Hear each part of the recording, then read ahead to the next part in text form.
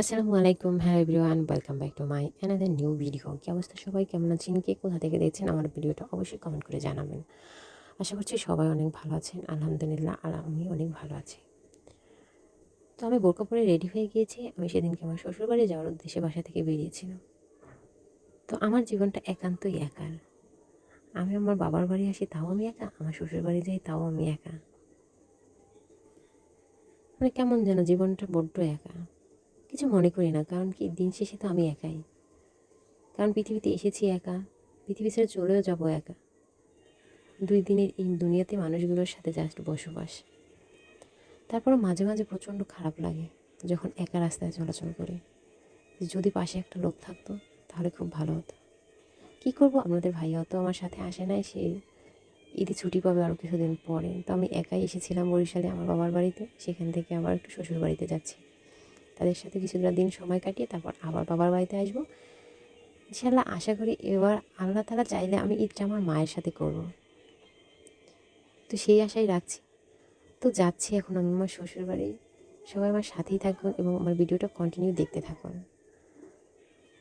যাওয়ার পথে রাস্তাগুলো অনেক সুন্দর ছিল। তো আমি আবার বাসে যাইতে পারি না, আমার শ্বশুরবাড়ি আবার বাখেরগঞ্জের ওই দিকটাতে। তো আমি বাসে যেতে পারি না, তো আমি অনেকটা সময় অপেক্ষা করে তারপর আমি একটা মাহিন্দ্রা পাই, সেটাতে চলে যাই। তখন যখন মাহিন্দ্রাতে একটা কাপল ওঠে, তো মেয়েটা রমজানের দিন দেখে মেয়েটা মেবি খুব বেশি ক্লান্ত হয়ে যায়, তখন আরও বেশি খারাপ লাগা। আমার হাজব্যান্ডটা যদি আমার সাথে থাকতো তো আমিও ক্লান্ত না হলেও ক্লান্তির ভান করতে পারতাম। বড্ড অসহায় লেগেছিল তখন। তারপর আরেকটা কথা মনে পড়ে অনেক খারাপ লাগে, কারণ প্রত্যেকবার যখনই আমি আমার শ্বশুরবাড়ি যাই তখন আমি আমার মাকে ফোন দিয়ে কখনো বলি না মা আমি এসে পৌঁছেছি। সব সময় আমি আমার আপুকে ফোন দিতাম, ওকে ফোন দিয়ে জানাতাম যে আপু আমি আসছি, তুমি একটু আমরে বইলা দিও আমি চলে আসছি, ঠিকঠাক মতো আসতে পারছি। যখন মনে পড়ে আমার আপু দুনিয়াতে নাই তখন প্রচণ্ড খারাপ লাগে, ইচ্ছে হয় মনে হতো অনেক কান্না করতে। কিন্তু চলার পথে কান্না করলে লোক কী ভাববে, এই জন্য কান্নাও করিনি, অসহায়ের মতো চলে আসি।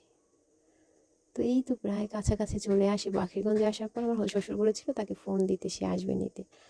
তো ভাবলাম সে মুরব্বী মানুষ, কেন এবার সে আসবে, আমি দেখি একাই যেতে পারি কিনা।